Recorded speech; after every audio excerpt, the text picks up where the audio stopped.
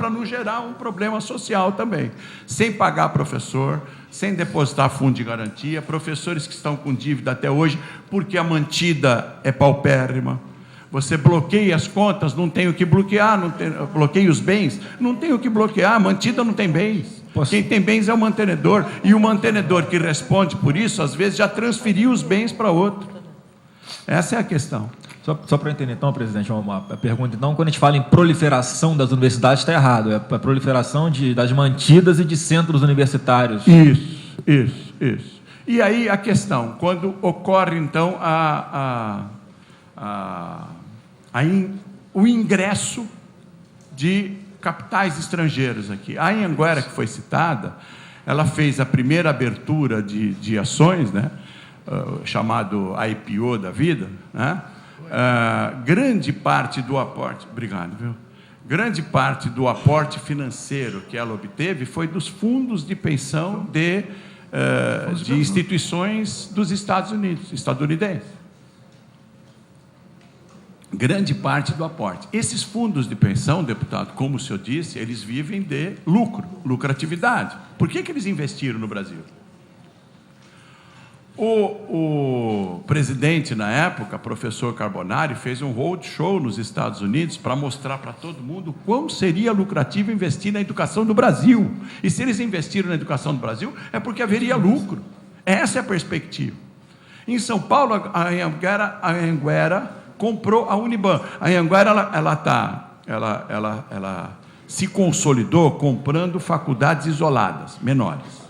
Aí ela comprou um centro universitário em São Paulo, porque aí ela tem autonomia ibero-americana, comprou um centro de excelência no Mato Grosso do Sul em educação à distância, que fazia educação à distância seriamente, chamado Uniderp, que também era uma universidade de excelência.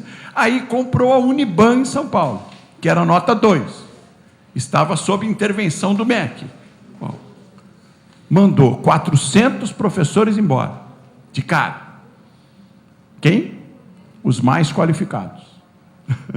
Doutores, porque ganham mais. De cara, 400. Houve um problema sério. Nós, inclusive, fomos ao Ministério Público, etc., para poder nos contrapor a isso, ao MEC, e o ministro dizia para a gente: mas a Uniban está sob intervenção, o que você quer que eu faça? Está sob intervenção, o MEC vai atuar. Aí o que ela fez? Utilizou a autonomia universitária da ibero-americana para criar novos cursos e instalar dentro da Uniban, pagando aluguel. Para ele mesmo. Para ele mesmo. Do prédio. Eu negociei, particularmente como dirigente sindical, negociei com o administrador financeiro de uma grande universidade de São Paulo, porque ele estava devendo salário, e estava devendo encargos sociais, etc. Então fomos à Delegacia do Trabalho e negociamos. Muito bem. Ele mostrou uma planilha dizendo: estou sendo asfixiado por uma sentença judicial. O juiz está tirando todo mês da minha conta R$200 mil, que é para pagar outras dívidas que ele tinha, etc. e tal, dívidas trabalhistas antigas. Eu quero que vocês me ajudem a irmos ao juiz juntos. Com isso daí eu deixo de pagar professor. Eu quero que vocês me ajudem a irmos ao juiz juntos e fazer um outro plano de pagamento, para que eu possa, com isso, pagar o professor, etc., e também honrar as dívidas trabalhistas.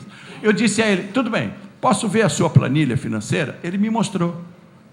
Sabe quanto era o aluguel que a mantida pagava para a mantenedora?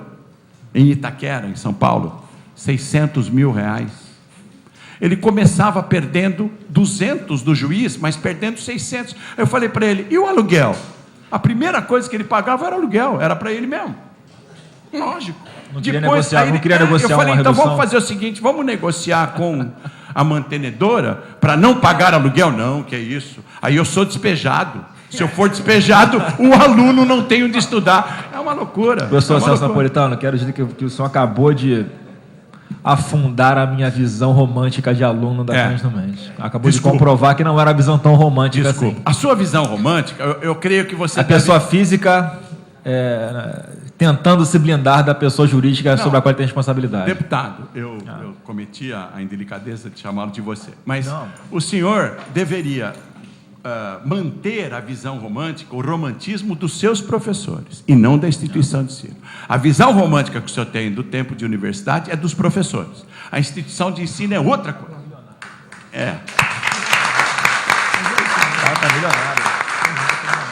A Madalena citou um caso do monopólio. Em São Paulo aconteceu isso. A Anhanguera comprou todas as unidades de ensino do ABC. Santo André, São Bernardo e São Caetano. Para não dizer todas, sobraram a Mauá, que é uma escola de engenharia tradicional, a FEI, que é uma escola de engenharia tradicional, e uma instituição, uma autarquia municipal de São Caetano do Sul. Todas as outras estão sob a mantença da Anhanguera. Conclusão: professor que não rezar pela cartilha da Anhanguera não trabalha. Não trabalha. Bom, há uma outra instituição de ensino em São Paulo, que foi, o senhor estava comentando com a gente de que algumas instituições estão sendo colocadas na CPI, mas acontece que existem mesmo alguns problemas que devem ser levantados pela CPI. Há uma instituição em São Paulo chamada Uniesp, que também foi investigada pela CPI. E o Sindicato dos Professores, e a Federação dos Professores e a Confederação, nós entregamos um dossiê que já havíamos entregado ao Ministério da Educação e remetemos à CPI também, sobre as irregularidades dessa instituição. Bom, hoje, o que ela está fazendo é fraudar o FIES. Ela está proibida de utilizar o FIES em 17 unidades dela, porque está comprovado que ela frauda o FIES. E sabe como ela frauda o FIES? É assim, o FIES é um instrumento de financiamento onde o aluno estuda gratuitamente e paga com uma carência de 18 meses de formado pelo dobro do tempo que ele utilizou no curso. Bom, a Uniesp anuncia que o valor da mensalidade é R$1.000. O FIES paga R$1.000. Mas para o aluno que pagar até o dia 5, até o dia 10, é 500. E para o aluno que pagar até o dia 5, é 300. Então, na verdade, o curso custa 300. E ele está fazendo com que o aluno financiado pelo FIES, o que tem menor capacidade econômica, assuma uma dívida de R$1.000 por mês. Isso foi denunciado pelas entidades sindicais, pela Federação dos Professores e pelos sindicatos dos professores. E, a partir disso, o MEC a descredenciou em 17 unidades de utilizar o FIES. Então, para encerrar, porque eu não quero tomar muito tempo da comissão, queria só colocar mais um caso, que é a questão do ENAD, que também foi levantado pela Madalena. Uma instituição de ensino de São Paulo, chamada Unip, anunciou em todos os jornais, com páginas inteiras, etc., que é uma escola nota 5 no ENAD. Todos os seus alunos nas áreas de saúde foram avaliados com 5 no ENAD. Aí descobriu-se, a partir de um repórter do Estado de São Paulo, o que aconteceu. Faz o ENAD o aluno que estiver no último semestre do curso. O aluno que estiver no semestre anterior não é convocado para o ENAD. O que a Unip fazia? Ela retardava os alunos com mau desempenho. Colocava em curso de recuperação.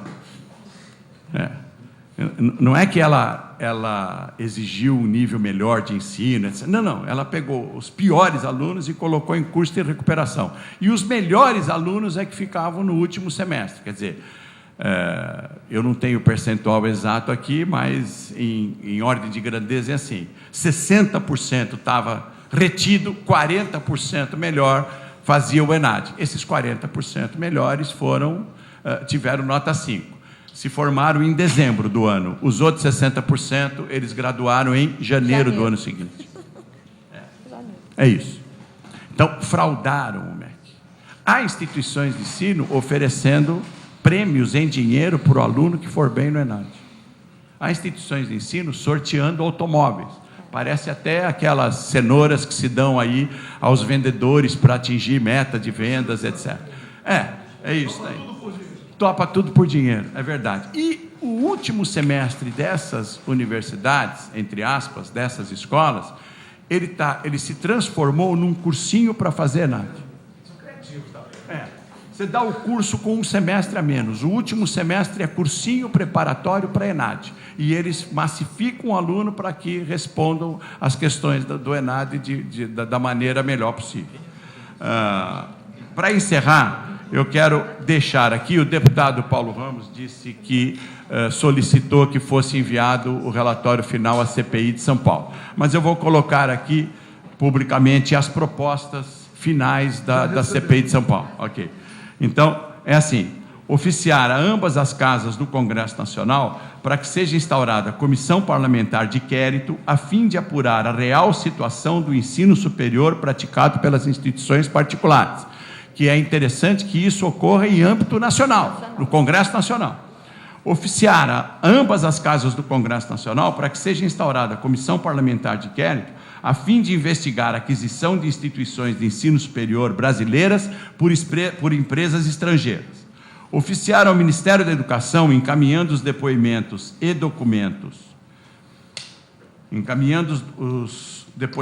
documentos, colhidos por esta comissão a respeito da Uniesp, para que sejam realizadas as apurações que fizerem necessárias, porque a Uniesp está fraudando, está praticando estelionato contra o aluno. Comprou a Suesc aqui. Está comprando instituições. Lá em São Paulo, um parente se perguntava quem que estava por trás da Fiesp. Na última aquisição que eles tentaram, da Uniesp, desculpa, da Fiesp a gente sabe. Da Fiesp a gente sabe. Da Fiesp a gente sabe. Da Uniesp, quem estava por trás da Uniesp? Na última, eles quiseram contratar uma das unidades do INSPER. Mas o mantenedor do INSPER, o Cláudio Haddad, não é tão maluco assim, né? Porque tem uma coisa que esse mantenedor da Uniesp e eu preciso aqui declarar, ele é democrático.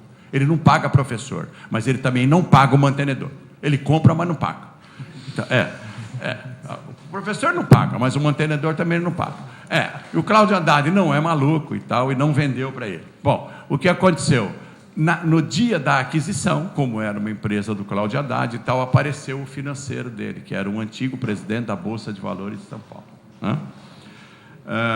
Oficiar ao Ministério da Educação solicitando a realização de estudos técnicos necessários ao aperfeiçoamento de legislação pertinente ao regime de contratação do corpo docente nas instituições privadas de ensino superior, assim como a melhoria da fiscalização dos contratos em vigor por parte dos órgãos competentes, que a gente espera que ocorra agora com essa autarquia.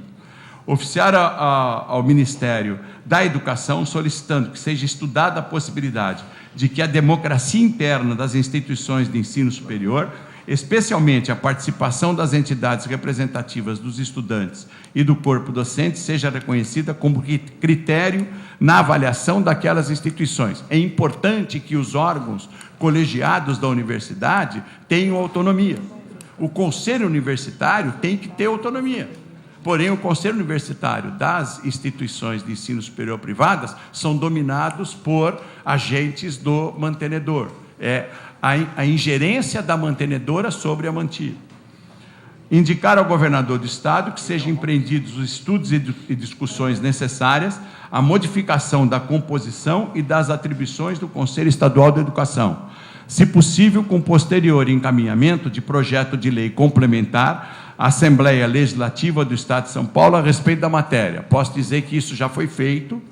Os deputados Simão Pedro e Geraldo Cruz apresentaram o projeto, porque também, abro um parênteses, lá em São Paulo, a prerrogativa de nomear membros do Conselho Estadual de Educação é do governador do Estado. E, pasme, deputado, 80% dos membros são mantenedores de ensino particular. E aí nós fizemos uma proposta de democratização. Esse projeto foi enviado, passou pela Comissão de Constituição e Justiça, acabou de passar pela Comissão de Educação com parecer da deputada Alessi Brandão, do PCdoB, que foi aprovado e agora vai a plenário para ser votado, para democratizar as indicações ao Conselho Estadual de Educação. Oficiar ao Ministério Público Federal, encaminhando os documentos e depoimentos relativos à Uniesp, para que aquele órgão adote as providências necessárias. A Uniesp deve em multas mais de R$ 6.500.000, por irregularidades praticadas. Oficiar ao Conselho Estadual de Educação para que determine a Unital, a Universidade de Taubaté, que coloque fim à prática ilegal de encaminhar nomes de alunos inadimplentes aos serviços de proteção ao crédito, porque ela enviava o aluno que deixava de pagar uma mensalidade, ela enviava ao serviço de proteção ao crédito e inviabilizava a vida financeira daquele aluno. Oficiar ao Ministério da Educação e indicar ao governo do Estado analisar proposta de convênio com as faculdades, que são autarquias municipais, para utilização de vagas e espaços ociosos das mesmas e para que alunos das mesmas possam ter acesso ao programa FIES, porque algumas autarquias municipais contavam com vagas ociosas. Queria finalizar agradecendo aos deputados a oportunidade de estar aqui e parabenizando pelo excelente trabalho que tem sido feito nessa comissão. Muito obrigado.